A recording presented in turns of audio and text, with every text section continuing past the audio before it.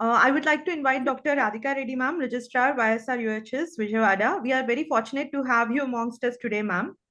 So, madam has done her MBBS in 91 at Sri Venkateshwara Medical College, Tirupati, and her MD Psychiatry at Sri Venkateshwara Medical College, Tirupati.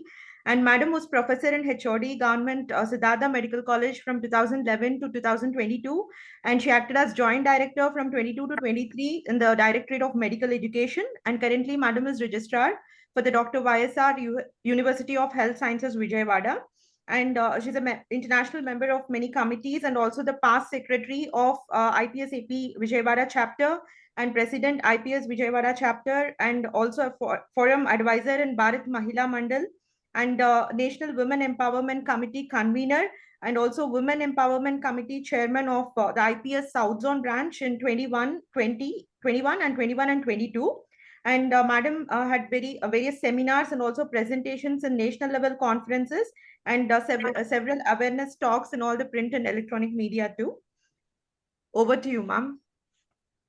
Thank you, Ramya. Thank you. I am truly delighted to be here today to discuss the topic and also to be as chairperson and to introduce our pretty madam, Prabha madam also. And thank you for giving me this opportunity, first of all. And first of this kind of topic today. And my congratulations to the new team of Samanwi. And when we were in the Women Empowerment Committee of the South Zone, we have introduced the term Samanwi, a neologism sort of thing. And I wish this is going pretty well on all other states also. So now let me see, the topic today is a touching topic and a significantly important topic in many lives of many women, especially the menopausal transition.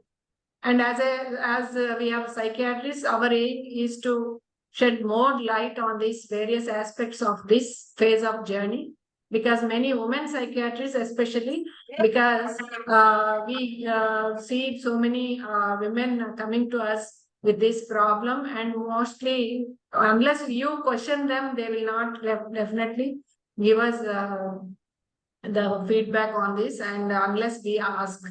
So the most the stigmatized part of the age and the complaints, definitely. So our there is a lot of we have to emphasize the crucial role of mental health in this period.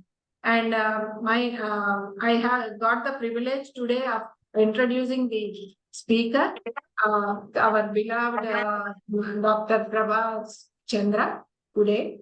And let me introduce, and as such, the CV of madam is a quite big one.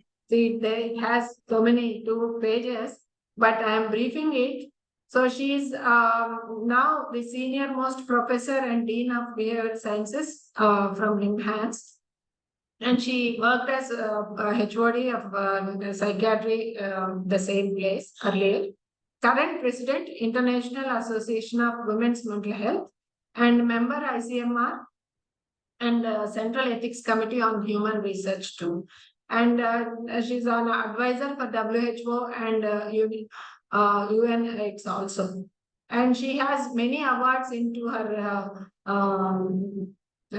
hat, like Massey Medal for Research Excellence by International Massey Society for Perinatal Psychiatry, Tilak Venkova Oration of IPS, and Dr. Vidyasagar Award, and Tilak Venkopala Award for by ICMR too. And many fellowships. Madam has done fellow of National Academy of Medical Sciences and Royal College of Psychiatrists and Royal College of Physicians and also Royal College of Obstetrician and Gynecologists. That is the way, madam, why I was wondering why madam is very much interested in perinatal psychiatry and so on. But now I came to know that she is not only interested in perinatal, and she's also interested in the menopausal, the other end of the women's life. And there are many publications to in madam's basket, like 416 publications. I wonder, madam, how you have managed to do so many publications. And out of them, 21 funded research grants she got, and with a high H index of 48. And the clinical achievements, she started the first mother-baby psychiatric unit and a dedicated perinatal psychiatry unit. It's first kind of this kind in Asian continent itself. And she also started the NIMHANS Center for Well-being in Bangalore, NIMHANS. So anyway, non-academic things, our Dr. Bharathi has spoken well about with all adjectives, and because I know very few things about Prabha madam in a personal way, more in an academic way and the professional. But Dr. Bharathi, being the classmate and roommate, she has enlightened us about the personality and the things, the good things about Dr. Prabha. But the loveliest part is Madam is a dog lover and crusader for sustainable living and a columnist and a TEDx speaker also. So it's my privilege, Madam. We are very much eagerly waiting for your lecture today. So not the hot flashes, it is the menopause and the transition of life. Please go ahead, madam, with your lecture today. First of all, thank you so much for inviting me, Samanwi. Thank you, Dr. Reddy, for that introduction. And I have heard you speak so many times, and I know what a wonderful speaker you are, and the position you're holding now, which is so responsible. Thank you for making time to chair this session. It's very special to me because of that. And thanks to Dr. Bharathi, Dr. Chandra, all the office bearers of the Andhra Psychiatric Society for having invited me. I hope I will get an opportunity to introduce Dr. Bharathi as my roommate in some other occasion. So without much ado, I know it's late in the evening, so I don't want to take too much time.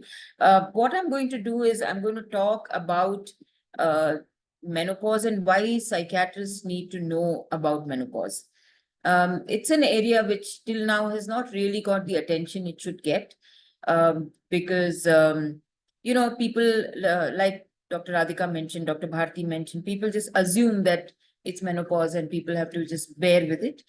But one of the things which always bothered me and I always thought about quite a lot was that we know the role of estrogen for our brain. Estrogen is not just a sex hormone. It's not just meant for pregnancy. We know the amount of impact it has on our brain. And at a time when the estrogen is coming down so much, isn't it logical that the brain is going to get affected? And so why was it that we haven't really paid attention to it?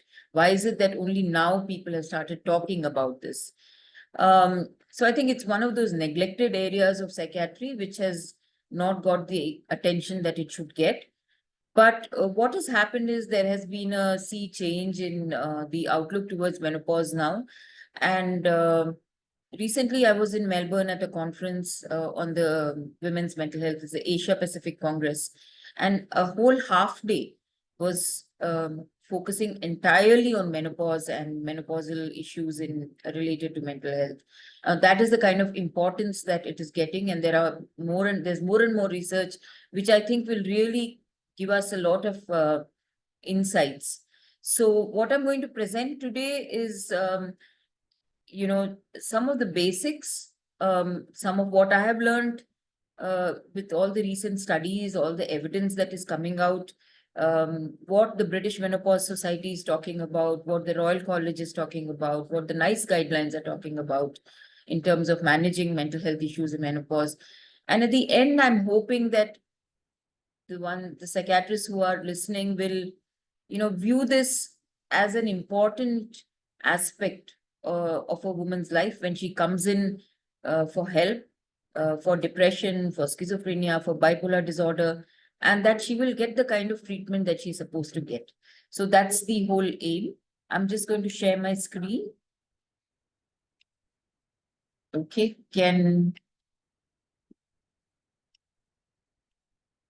all right. So I've been helped by Dr. Gunja and Dr. Shraddha, who are my colleagues, junior colleagues, who also work with me in women's mental health and who have done quite a lot of literature search to support me in this topic. So let's talk a little bit about what is menopause, what happens to the body in menopause, and like I said, the role of psychiatrists in menopause. Now, I think it's very important for us to know the terminology first. So what happens in menopause is a loss of ovarian follicular activity and a cessation of menstruation. Now, usually when somebody has a natural menopause, it's after 12 consecutive months of amenorrhea. However, you can have induced menopause where you will have a surgical removal of both ovaries or iatrogenic ablation of ovarian function, say with chemotherapy or irradiation. In addition to this, there is also a condition called premature ovarian insufficiency. Not very common, but gynecologists see it, and that happens in much younger women, almost sometimes at the age of 35 to 40. And that is also a form of menopause. Just let's look at the terminology and stages of menopause. So premenopause is a very ambiguous terminology. It's about 1 or 2 years immediately before menopause. Menopausal transition, which is the title of my topic, is the time before the final menstrual period, when the variability in the menstrual cycle is usually increased. So when you say irregular periods, it basically means that 7 days plus minus the cycles start happening, and that is called the menopausal transition. Perimenopause is when there's a start of the features of approaching menopause. Vasomotor symptoms, fatigue, brain fog, and we'll talk a lot about this a little later. And so this is usually the first year before around menopause. Then you have the final menstrual period, which is usually retrospectively determined. The menopause, which is no bleeding in 12 months, and then the post-menopause, which is the period of time following the final menstrual period, regardless of whether menopause was induced or spontaneous.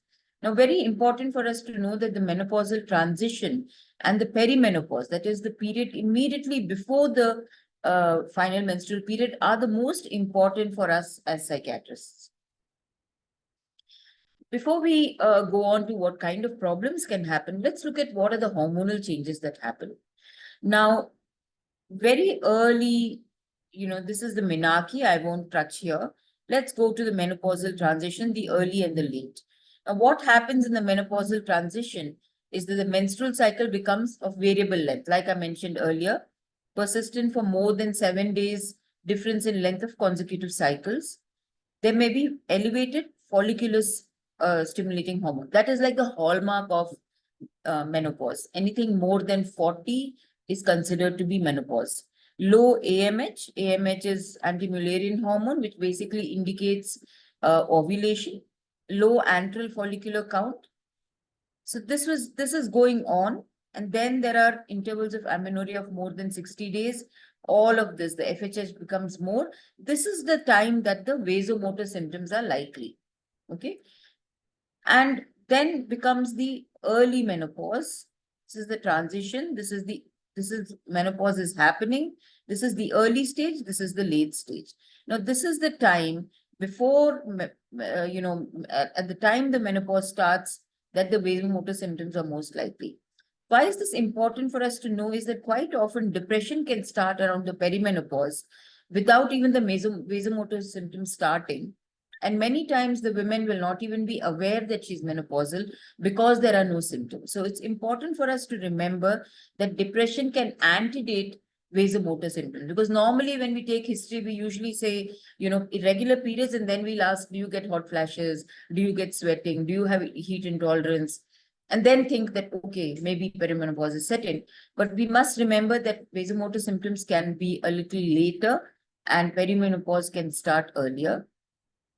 What happens after this is the menopause. And many times in the menopause, the early menopause, the vasomotor symptoms are likely.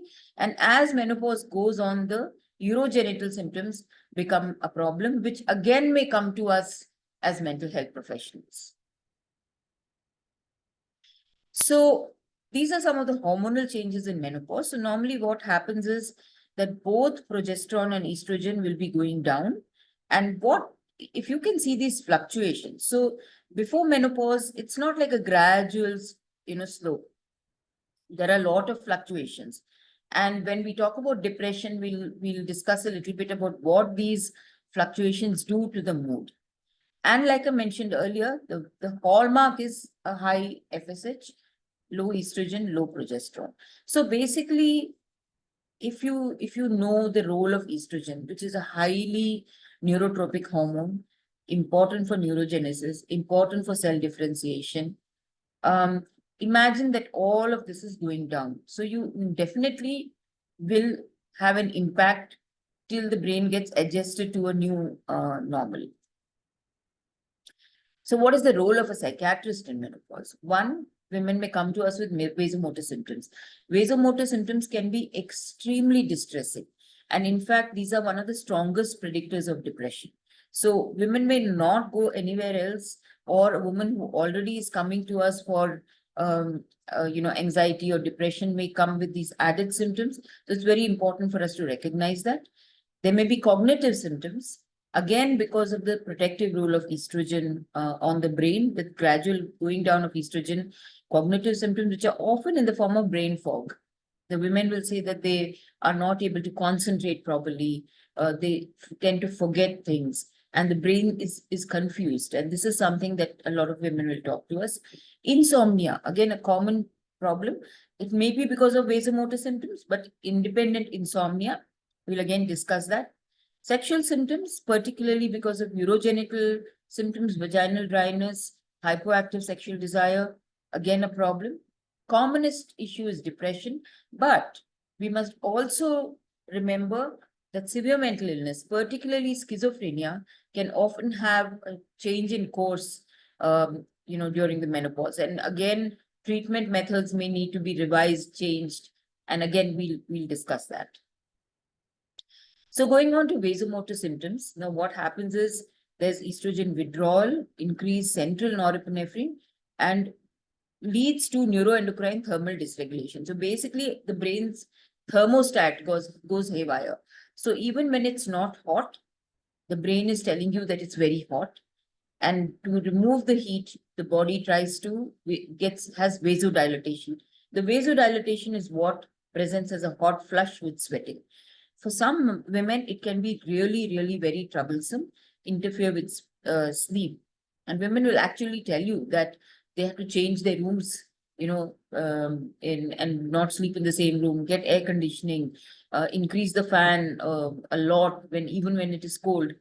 And this is a very difficult symptom. And sometimes even at work, women may suddenly get hot flashes, and people will ask, what is happening? Why are you sweating so much? So it's disabling, it's embarrassing, and it will lead to, other problems like insomnia. It's more prominent.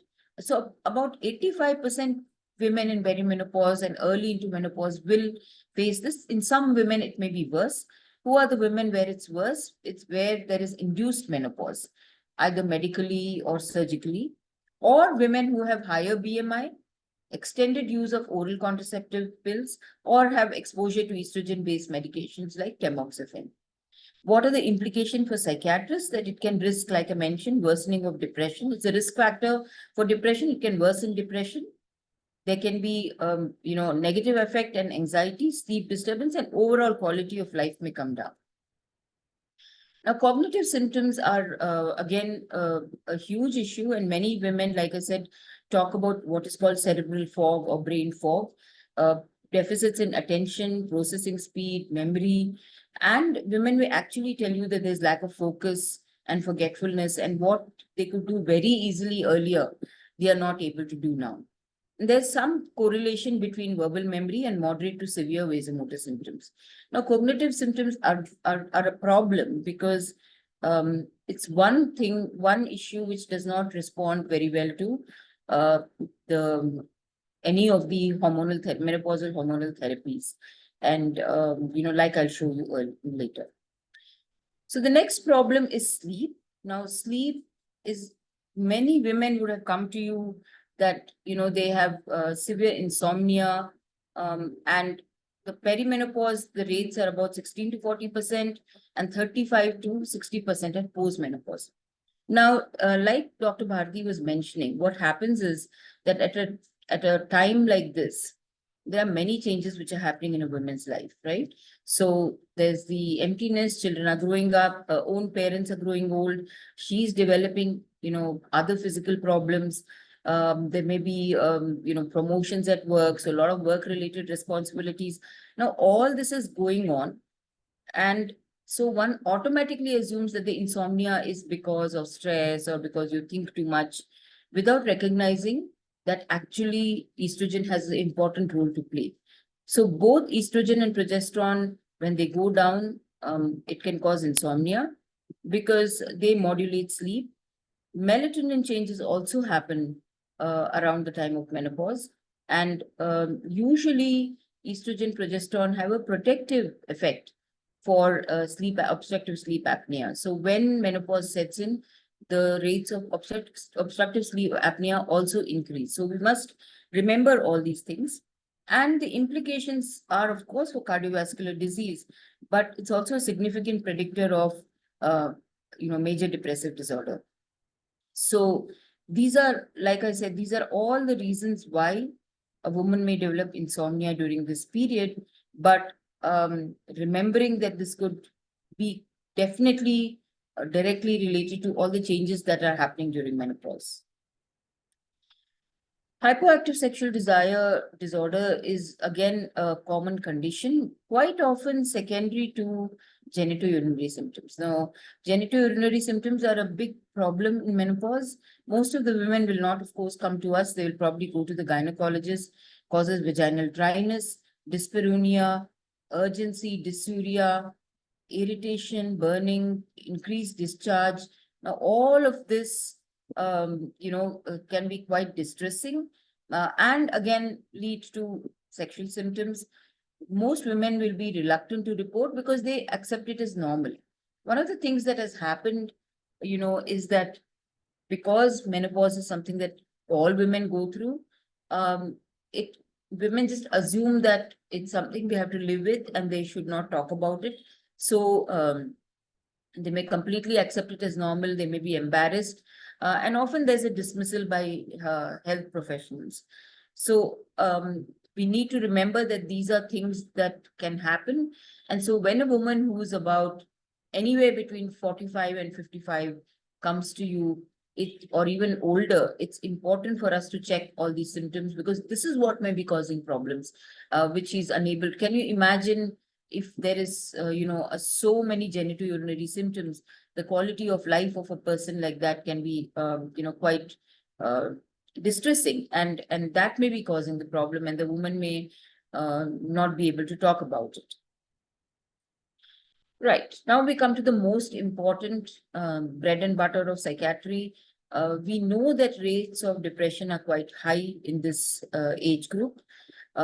These are data from India, but it's a similar data from anywhere in the world. Distress and at least mild to moderate depression is seen in at least half the women for a certain period of time. Depressive symptoms in the menopausal transition are of a higher severity than before and after the menopause. And suicide rates, at least in the US and even in Australia, seem to be highest between 45 and 64 years of age among women. Increased risk of depression, and like I earlier mentioned, the vasomotor symptoms increase the risk for depression. There's difficulty to diagnose it as menopause related, again, like I mentioned earlier, because it may precede physical symptoms and we may not even realize that the woman is going through menopause. Now, age of menopause obviously varies. In some women it's as early as 45, in some women it's as late as 55. So many times you will not be able to know whether menopause is setting in. So interestingly, Jayashree Kulkarni is one researcher who's been doing a lot of work on menopause, and she's actually developed a scale called MenoD, and I'll show that to you in a bit. And what she has basically identified is that these are some of the classic symptoms of menopausal depression. All of them seem to be very similar to previous, any other form of depression, premenopausal. But I think I'll show you a little bit more later. These are two things which are very important: irritability or hostility.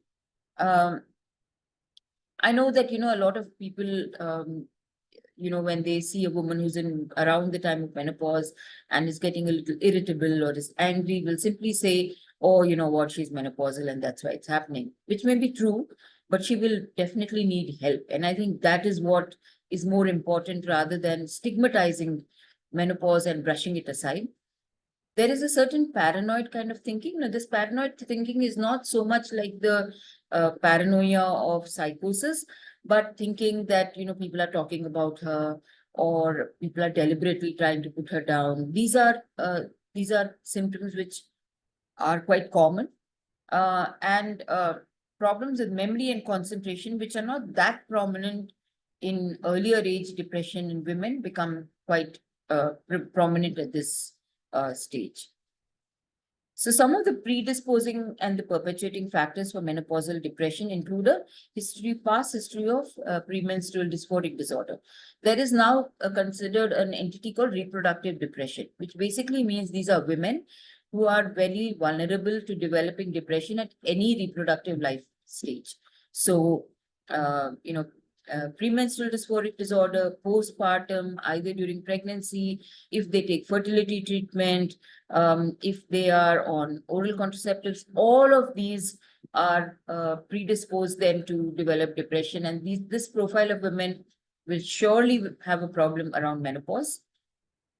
And some women who are using prolactin elevating medications. So many of our drugs increase prolactin. So this is another risk factor for menopausal depression. Perpetuating factors are all factors that we all already know for depression, nothing new here. But I really want to add poor physical health as one of the important areas, because around menopause, there are also, immune changes, and a lot of women develop autoimmune conditions, which again may lead to poor physical health. Let's look at the MenoD questionnaire. This is a questionnaire freely available. I put the reference below. This is from the journal Translational Psychiatry, and I find that this is quite a useful tool. So basically, the kind of symptoms that you get is low energy, which means basically despite reasonable sleep at night, many women describe constant exhaustion. Paranoid thinking, like I said, this is different quality from true delusional paranoia. And it's more about being a little bit more self-referential or saying I'm hopeless and that's why people are talking about me. Irritable, which is like a depressive equivalent, when instead of being sad, the woman can express anger by snapping and have verbal outbursts, which seem very out of character for that woman. Decreased self-esteem, and social and occupational withdrawal, feeling isolated in a bubble, even when with others, heightened anxiety, even when doing routine and familiar tasks. And I think that is very important to check. The things that she would never be anxious about is giving her anxiety now. A lot of somatic symptoms, sleep we discussed, weight. So this is another issue, continuing weight gain and abdominal fat deposition despite dietary restriction and increased exercise, decreased libido, impaired memory, and problems concentrating. So the profile of depression, as you can see, is slightly different, and hence a questionnaire like this actually is quite helpful and helps the woman also to understand what is going on. So women also have an aha experience when they, rate themselves on this questionnaire. So just to give a sense of neurobiology of menopausal depression now, we know that estrogen is neuroprotective, right? And that is the reason why women are protected for many conditions, when estrogen is there in their body. Estrogen regulates cell survival, differentiation, proliferation, migration, and neurogenesis. But when estrogen goes down, there are changes in DHEA, that is dehydroepiandrosterone sulfate, changes in serotonergic transmission, GABA inhibitory function, And with decline in estrogen, there's decrease in BDNF. Now, you might say these are things which anyway decrease in depression, and we know this, these are the same molecules. But remember that in a woman's life, if you think of a woman's life, if at 48 or 50 she's going through menopause, she has another 30 years to live. And a lot of all this is going to happen for a period of at least 10 years or 5 years. And how much risk the woman is going through because of something which was very protective is being gradually removed. So, and we also discussed which are the women who are more at risk. There seems to be some women who are definitely more at risk, and hopefully going forward, we will be able to identify who those women are. So diagnosing menopausal depression may be sometimes difficult because, like I say, it may predate vasomotor symptoms. It is a time of stress for other psychosocial challenges. So depression is not attributed to the estrogen withdrawal state. It's attributed to the psychosocial issues. Blood tests such as FSH may not be always conclusive. So in the perimenopause, if you do the follicular stimulating hormone, because we showed you that graph where everything is fluctuating, you may not necessarily get low FSH. So they say that, doing an FSH is not really necessary. In fact, the British menopause guidelines and the NICE guidelines say that unless there's premature ovarian insufficiency, you need not do an FSH. But however, many gynecologists like to do an FSH just to confirm that it is menopause and not anything else. And we discuss symptoms of depression. Symptoms may fluctuate a lot. So woman may have depression for about a week and then suddenly she may be okay for some time. And then again it happens. In fact, women may be wrongly diagnosed as having a bipolar condition because, the depression appears quite episodic. Depression may become resistant to antidepressants. So women who already are on a certain dose of antidepressants may not respond to it at the time of perimenopause. And women may be able to report a qualitative difference in their depression. And this I've seen in many women. In fact, we're treating one woman right now who's been having depression for a while.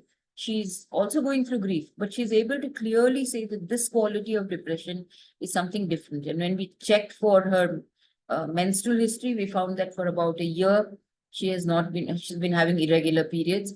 We referred her to a gynecologist and the gynecologist started her on menopausal hormonal therapy. So I think it's important for us to remember that and the brain fog. Now, if a woman with depression comes to you and you think it's menopausal depression, there are a few things that we need to do. Rule out a thyroid disturbance. Always check for vitamin D and B12. FSH levels we just discussed. Good to do an EKG and a lipid profile because, because if we are thinking of menopausal hormonal therapy, and I'm going to take some time discussing that in the next few slides, we really need to be very careful about the cardiac status and the lipid profile, a mammogram and a cervical screening, and a DEXA. Now, I know that, all of this we may not be able to do, and hence it is very important for us to always work with another team. I want to move on from depression to schizophrenia and schizophrenia spectrum disorders. Now, one of the things that I always teach my students is that women, when in the menopause, will have a worsening of psychotic symptoms, even if they are on the same dose. And this is true even of clozapine. So if a woman is on 200 milligram of clozapine, she'll probably need an increase in clozapine when she approaches menopause because the protective effect of the estrogen is gone. So their symptoms may worsen. They may need a higher dose of medication. And so it has been seen that after the age of 45 years, around the perimenopause, there's a higher risk of relapse in women who are already on treatment versus younger women versus men of the same age. So high relapse rates, higher rates of hospitalization than men. They may require higher doses of medication. And because of that, adverse effects may be more. So it's a real challenge because the woman is growing older. You're giving a higher dose of medication because she needs it. Because the protective effect of estrogen is gone, but that can lead to adverse side effects. There may be worsening of symptoms, and some of the symptoms that may worsen include mood disturbances, as also cognitive deficits and positive symptoms. A woman with schizophrenia may have more severe and frequent menopausal symptoms. She may have a likelihood of early menopause, and a lot of all this is because of the loss of neuroprotective, pharmacokinetic, and pharmacodynamic effects of estrogen. Estrogen and progesterone both have an effect on the gut motility as well. So absorption of the drug may also change because of the change in the hormonal levels. So all of these things is, we need to be careful about. What happens to bipolar disorder? So for a long time, there was an interest in schizophrenia because there was a clear, we always teach our students there's a bimodal onset of schizophrenia. So new onset schizophrenia may happen around the age of 45 to 50 years, and it's not uncommon for us to see that. The profile of that schizophrenia is slightly different, much more mood and affective symptoms, more hallucinations, including visual hallucinations are quite common. Or it may be, like I mentioned, schizophrenia is doing very well, and then suddenly on the same dose, the woman has had a relapse. Research on bipolar disorder and menopause is very recent. There's not too many studies. There's a thesis going on in our institute. Dr. Geeta Desai is, supervising that on this topic. But menopause is a time for increased mood disturbance and worsening of reproductive cycle events, and more severe lifetime course of bipolar disorder at that point. Some women who've had major depression at the time of symptomatic menopausal transition may diagnostically convert to a bipolar disorder. So this is something that we should remember, that if the woman has major depression and a lot of menopausal symptoms, there is a chance that she may switch. And it's not uncommon for us to find that women, if they are prescribed antidepressants at this age, even if they've been given antidepressants earlier, tend to switch at this point. Both depression and mania scores may be higher versus women in the early menopause stage. And women with an earlier depression onset are more likely to, younger age, are more likely to report mood worsening during menopause.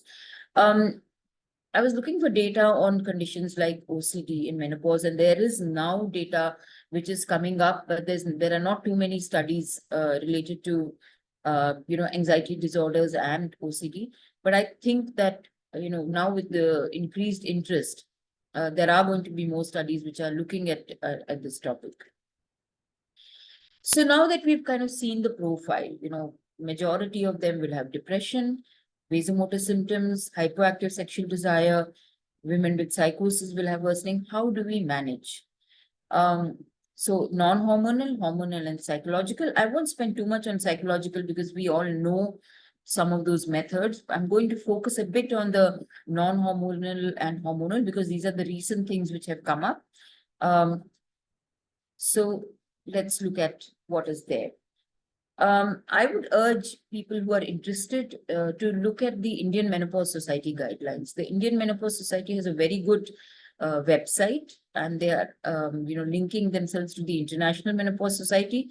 Lot of resources, lot of recommendations. So if we want to educate ourselves, it's very important for us to, look at some of these websites. So I basically usually look at the British Menopause website, the North American Menopause website, and the Indian Menopause Society guidelines. The types of menopausal hormonal therapy. So now no longer do we call it hormone replacement therapy. The terminology is changed. It's called MHT, menopausal hormonal therapy. So it could be systemic, which is the entire body, and this can be given orally, transdermally, or through other routes. So basically this is for, overall vasomotor symptoms. Local hormonal therapy, which is mainly for vaginal symptoms, such as dryness and discomfort, and this is creams, rings, or tablets, and this avoids the systemic side effects of MHT. So if a woman comes with a sexual problem or urogenital, she need not be taking the patch or the oral, and she can be given systemic therapy, which will prevent all the problems that we are concerned about. So the types of menopausal hormonal therapy, one is conventional, which is estrogen alone, or estrogen plus progesterone. I'm telling you all this because I don't think we really need to remember everything, but just to give you a sense of what is available out there. Estrogen alone is given only in women who've had a hysterectomy or who have a Mirena loop. For all others, you have to give estrogen. Any woman with a uterus has to get estrogen plus progesterone to prevent endometrial hyperplasia. There are other estrogen affinity, steroids like tibolone or raloxifene. So we know a lot about raloxifene because of its use in schizophrenia. And then there are some of the newer molecules which have come up. I'll talk a little bit about tibolone and raloxifene a little later. So if you look at this chart, it's a very good chart which kind of gives you an idea about which are the women who will need estrogen, which are the women who will need estrogen plus progesterone. So if there is a hysterectomy, then if there is no hysterectomy, then estrogen plus progesterone. If there is hysterectomy, then estrogen only.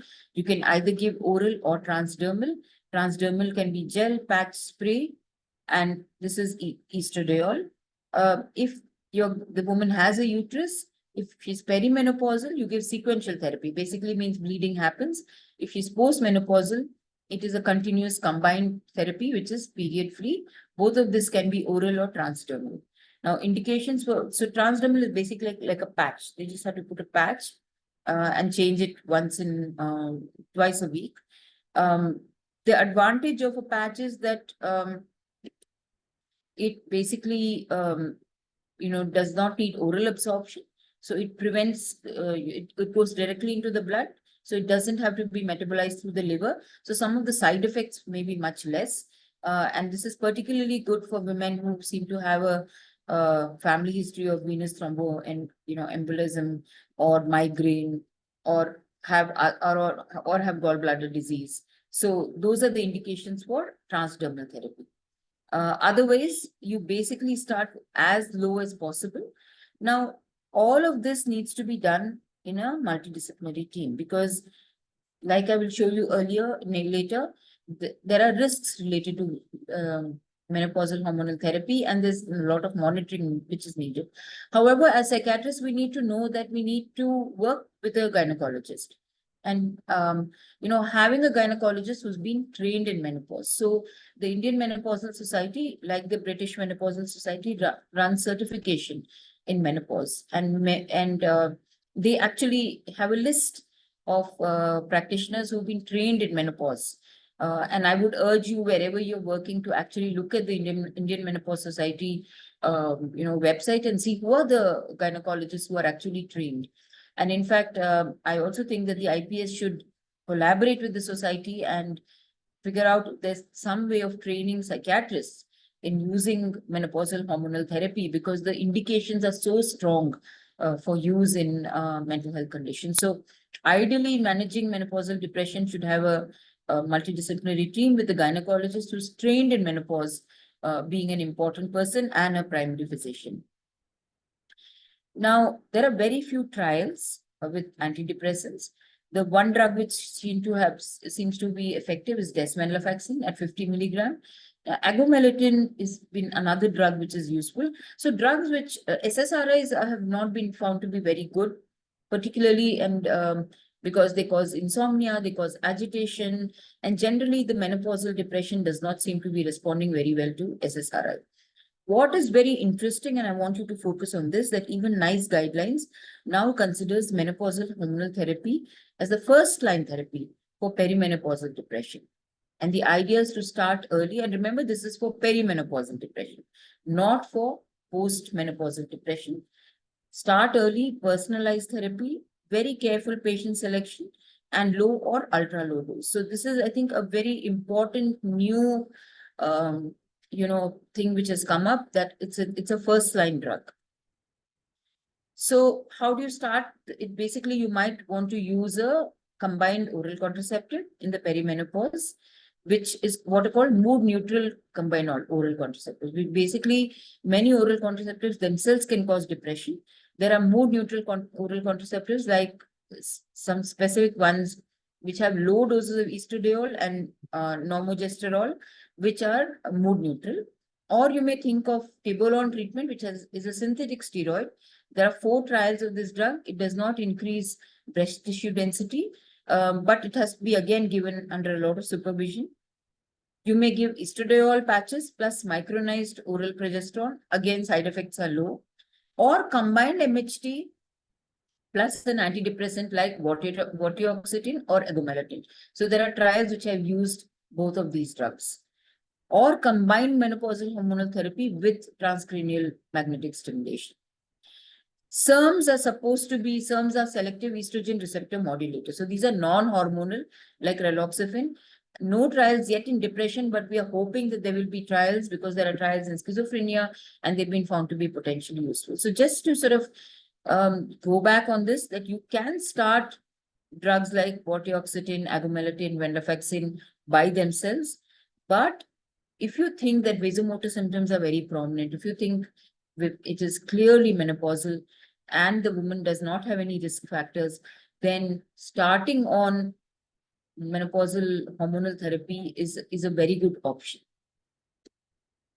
Managing vasomotor symptoms, basically some of the very general ones that we tell all women, including using phytoestrogen, using paced respiration, but several non-hormonal treatment. Again, venlafaxine, paroxetine there's been some data used. Gabapentin works well and clonidine, but for vasomotor symptoms, now menopausal hormone therapy is again the first line. And this is very, very strong evidence. Again, nice guidelines. Oral and transdermal estrogen seem to have equal efficacy. And of course, psychotherapeutic approaches also seem to help. Management of insomnia, address the primary cause of insomnia. If any of these are present, vasomotor symptoms, pain. First line treatment is cognitive behavior therapy. If it is because of vasomotor symptoms, again, menopausal hormonal therapy. Urogenital atrophy, again, women may come to us with these problems. They may be depressed and they may have the problem. Local vaginal estrogen is very effective, and there seem to be, a lot of advantage of using local hormonal therapies for this condition, including tibolol. Hyperactive sexual desire disorders, another condition. Treat the vulvovaginal atrophy. I think that is very important with the previous medication. Some drugs like flibanserin, which has been used in premenopausal, some evidence in postmenopausal, but we don't have FDA approval.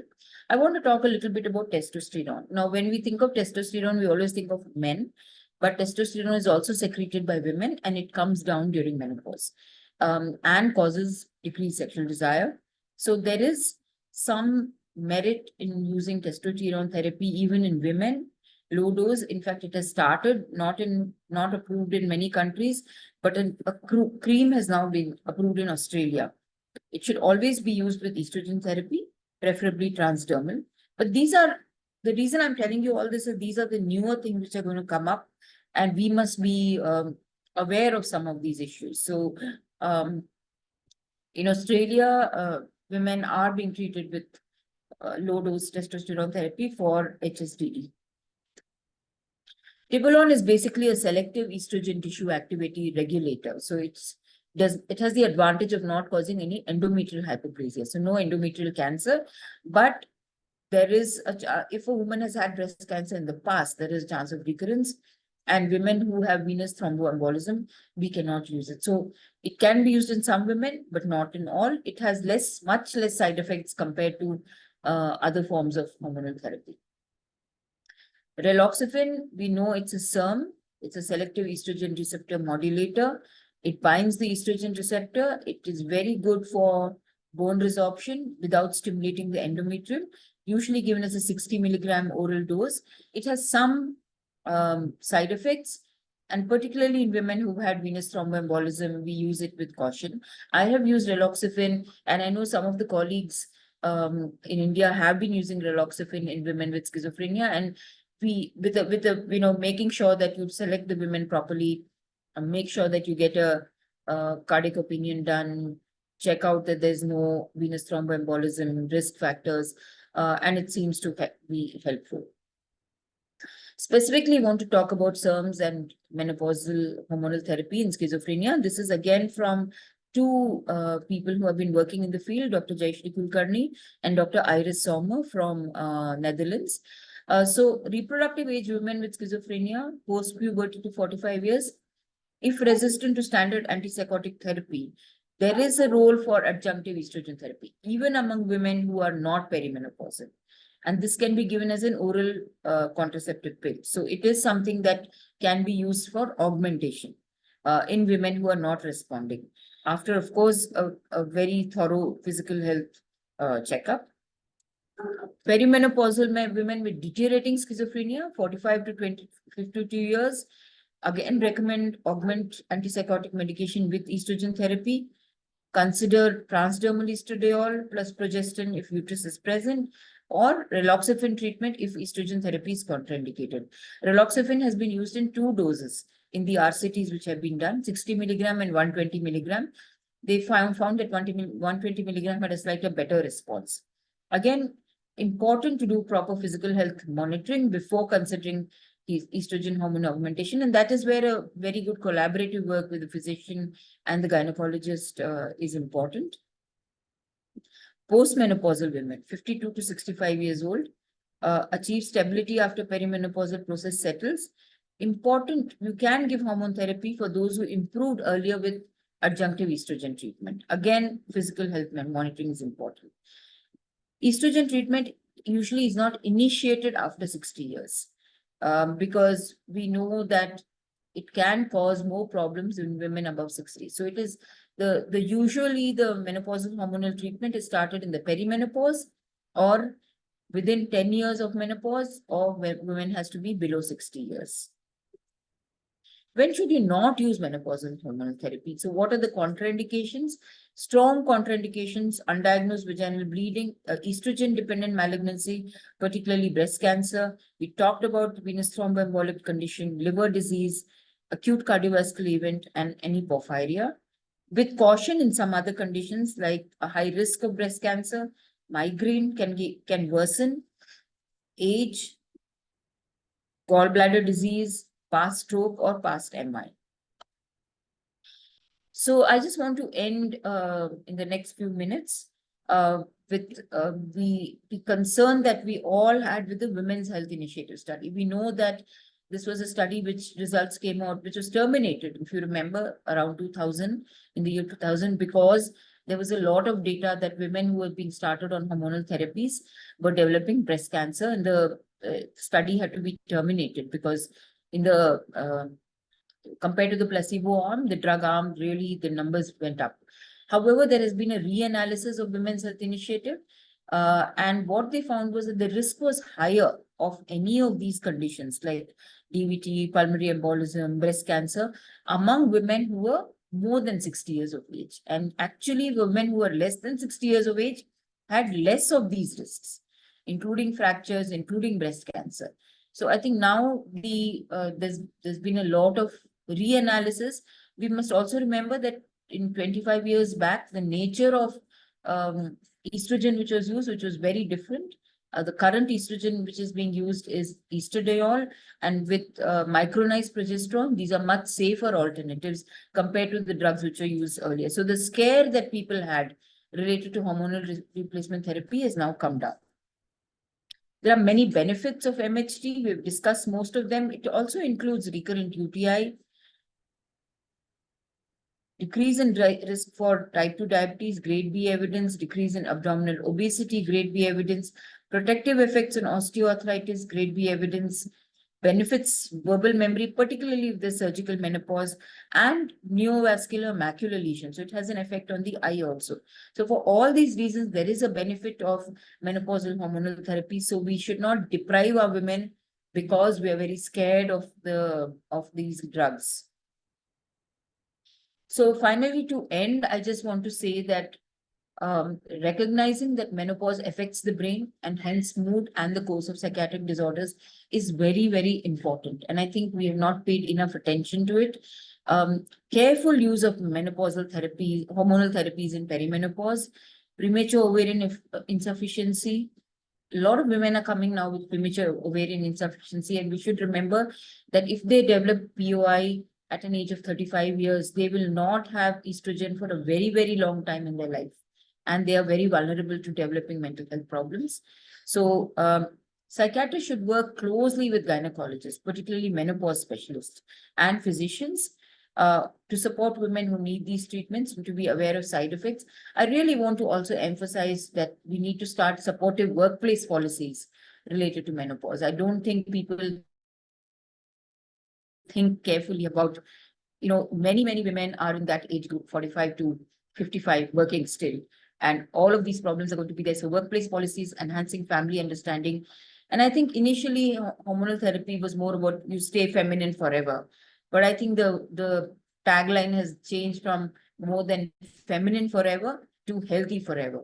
And there is a role we all have to play in ensuring that this happens. These are some resources. These are the authors who have done the maximum work. So if you want to go and look them up on Google Scholar, Jayashree Kulkarni, Iris Sommer, Mary V. Seaman have worked on schizophrenia and menopause and menopausal depression. Dr. Louis Newman is actually a GP who is working, is known as the World Authority on Menopause. There is an app called the Balance app. I have downloaded it on my phone. It's a very useful app for monitoring symptoms. So women like it because they get a lot of information through this app. So if you get a woman who has, menopausal depression, you can ask her to download. And the British Menopause Society and Indian Menopause Society have lots of resources because we need to educate ourselves. These are very new things and we need to be aware of it. So I'm going to stop here and take a few questions.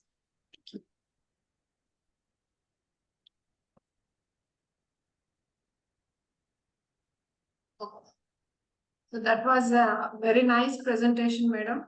So menopause is not just about hot flashes. There are many physical changes and it encompasses a complex interplay of biological things, psychological things, and many social factors are also there. So the emotional and psychological impact of this transition, I think it is underestimated actually. And our role as a psychiatrist is also a very big role is there. As you said, along with our colleague gynecologist, we need to do a combined way of liaison with them that in treating patients. So many new things we have learned today. The one is there are many insights into the psychiatrist's role actually.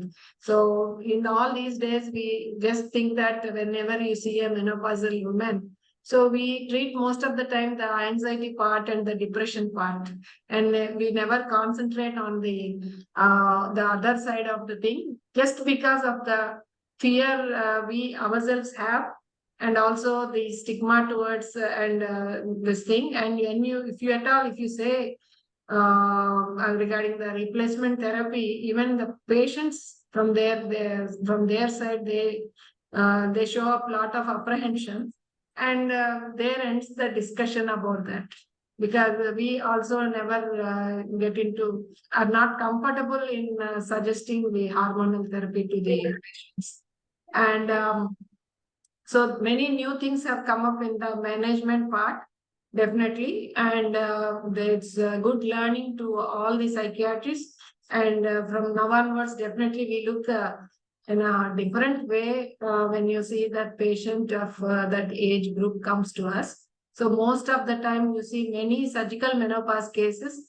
I mean, like youngsters coming to us with all kinds of psychological complaints most often, just because in our area particularly, so once they finish their family, the complete family is there with 2 kids, and they always think that uterus is a waste organ, we have to remove it.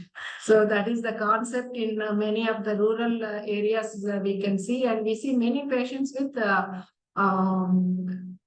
kind of surgical menopause and age. So any questions are there? I think the Two Ramya. questions. There are 2 questions. One, Dr. Indumati has asked about dietary modification and lifestyle modification. I think very important aspects.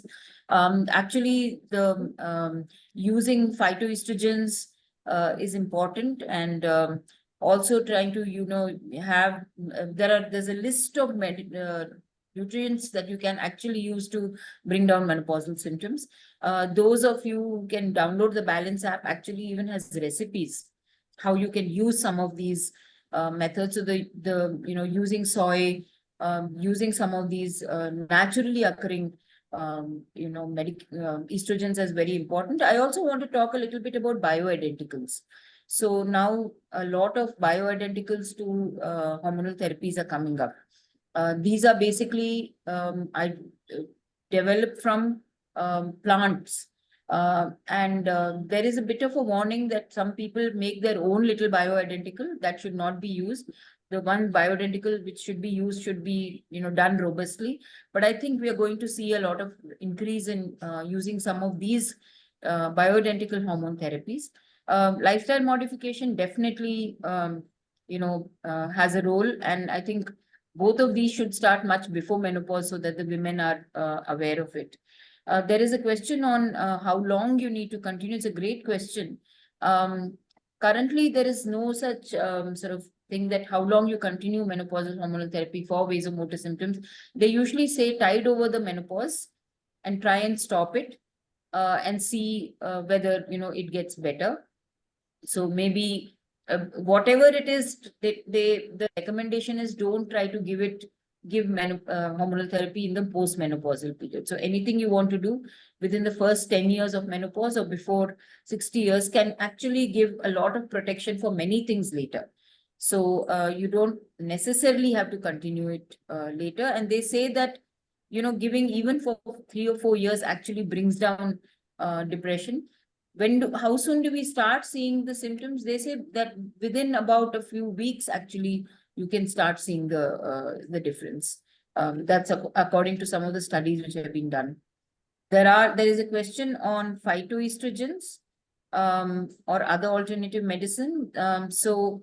There are quite a few studies, and I don't have the time to go through it, but I'm happy to discuss, because there was one slide which talked about phytoestrogens in the use of vasomotor symptoms. And I think nutritional therapies have a major role to play also, even before you decide to go on hormonal therapy. So like you mentioned that some of the women who don't want to go into hormonal therapies, you can suggest to them, let's try phytoestrogens for some time, see how you do.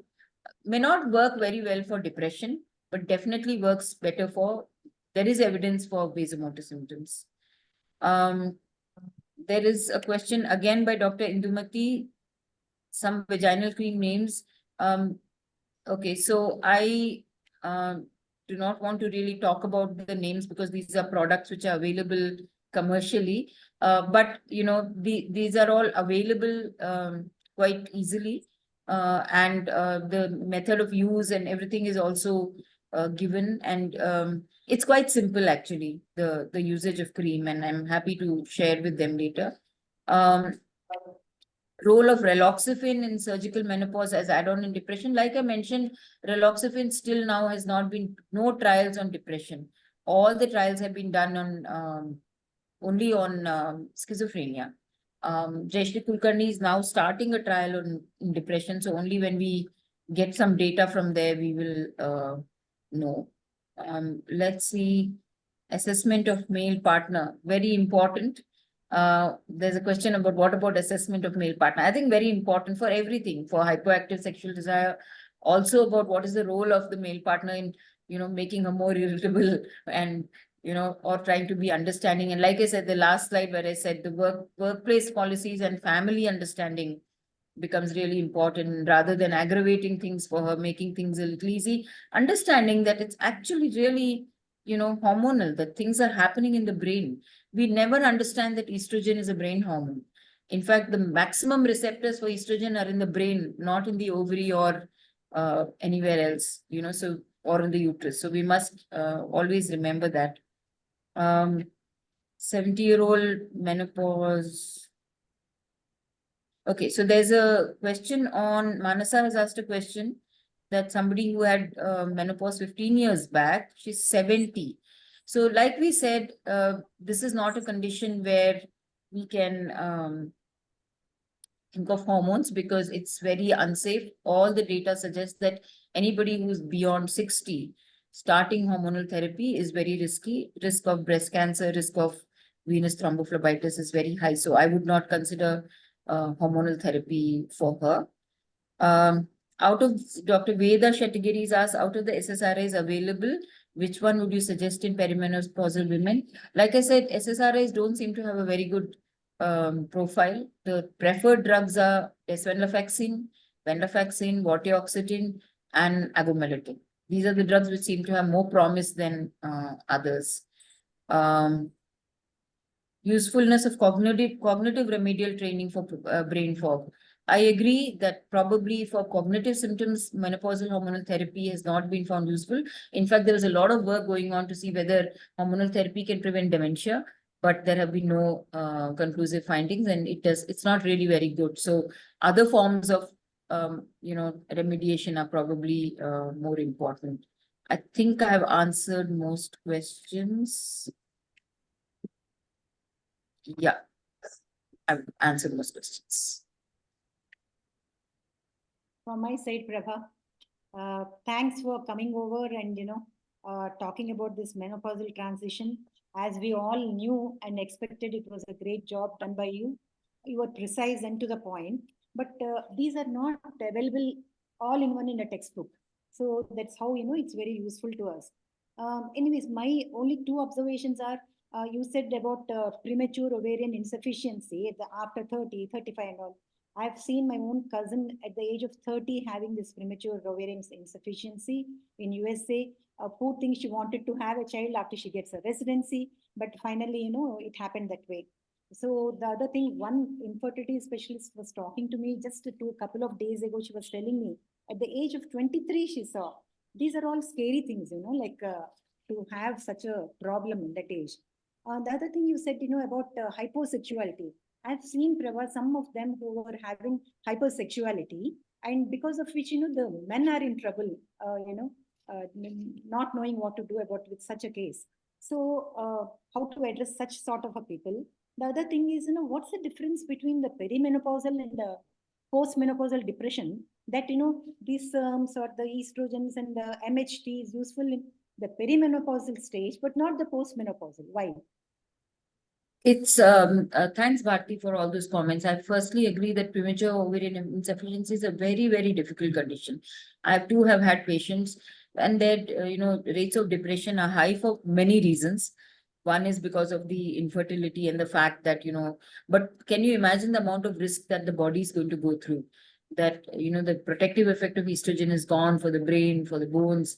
So definitely this group needs menopausal hormonal therapy. And needs to be looked at very, very carefully by us also. The second thing is about hypersexuality. I think a lot of that is it may be due to multiple reasons. It may be due to psychosocial reasons, but it may also be some changes in testosterone which are happening. So if the estrogen is going down, maybe the testosterone levels are also in some way there's an imbalance, and we know higher testosterone levels can cause increase in libido. So that may be, and that's a treatment. Testosterone is a treatment. So maybe that may be one reason why this is happening. And again, their hormonal therapy may be useful. Regarding postmenopausal treatment, I think the issue is about risk. It's not so much about the usefulness. The menopausal hormonal therapies are actually contraindicated in women who are postmenopausal, that is after 10 years of menopause. Within 10 years, you can use it. In fact, if you use it within 10 years, the protection lasts even for longer. So it's not that it's only useful in perimenopause, it is also useful in postmenopause, but only within 10 years of the last menstrual period. That is what we need to be cautious about. And what about the SERMs you said about raloxifene? The thing is, we say that it's useful, but it can also cause hot flashes. Most of the SERMs cause hot flashes. In fact, that's one of the side effects. So yeah, so raloxifene is used mainly for schizophrenia. Currently, it has been used in schizophrenia. I have used it in schizophrenia. Dr. Hema Tharoor has a case report of 3 cases, I think, and she's published it using raloxifene as an augmenting agent in treatment-resistant schizophrenia in women in the perimenopausal period. So it is basically used in schizophrenia. So maybe, there, when the symptoms are so prominent and it actually helps, probably they don't worry too much about the vasomotor symptoms. you know. So it's not really used in depression. There has been no use. It's basically schizophrenia. So I just want to say that, you know, when we are seeing women in this age group, let's constantly be aware that we may need to, you know, make sure that we give a lot of psychosocial support, understanding, family education, as well as think whether this woman will be actually benefiting with some of these treatments, rather than just going up and up and up on different medication, giving ECT, giving all kinds of things. Something as simple as a hormonal therapy may actually be extremely useful. And we are currently doing that. We are doing joint clinics with gynecologists because we may not feel very confident in using these drugs because we're so scared of all the side effects, like Dr. Radhika said. The patient may also be so scared. But if a gynecologist who's trained in it works together with us, I think we will be able to achieve a lot of things. And that's where I feel that if we can get the Indian Menopause Society to certify some of us, you know, to work with hormones a bit more confidently, I think it will be a game changer for women in this age group who come to us with all these problems. Should we say SERMs are bracketed as hormonal or non-hormonal? They are non-hormonal. But they act on the estrogen receptors. Yeah, but they are themselves not hormones. Yeah. Ramya? Yeah. Thank you, ma'am. We are incredibly privileged to benefit from the wisdom shared by Dr. Prabha Chandra, ma'am, on this topic on not just hot flashes, but the menopausal transition, and also the valuable insight given by Radhika Reddy, ma'am. Ma'am, should I propose the vote of thanks? Are there any more questions? Just check me if there are any more questions. Not there. I think that's it. Yeah. Yes. I've answered all the questions. Okay. Okay. But you know, I mean, there's a lot of information out there. I have a lot of you know, data, articles, studies. So if there's anybody who's really interested in this and would like to contact me, please feel free to get in touch. And I'll be happy to lead them through it. Thank you, ma'am. I deem it a great honor and privilege to propose the vote of thanks on this memorable occasion. Let me first of all start by giving glory to the Almighty God for making this event a resounding success today. First and foremost, I thank our speaker, Prabha Chandra ma'am, despite her busy schedule, has found time to grace this occasion. I should specially thank Radhika Reddy ma'am for her words of encouragement and her able guidance. My heartfelt thanks to IPSAP State Chapter President, Dr. IVL Narasimha Rao sir and Honorable Secretary Sharat Chandra sir for encouraging our whole team of Samanwi to do such academic and patient welfare activities. And I also thank them both for their kindness, interest, and never-ending support for us to make this event successful today. And I owe special gratitude to all the senior psychiatrists here and the faculty and students. I thank all the non-teaching staff and also the distinguished invitees today. And special thanks to Sun Pharma for sponsoring this event, and I thank everyone for your cooperation and making this event a resounding success. Thank you so much. Over to Secretary. Good night. Good night. Good night. Thank you very much. Thank you very much. Good night. Thank you. Bye. Bye. Madam, you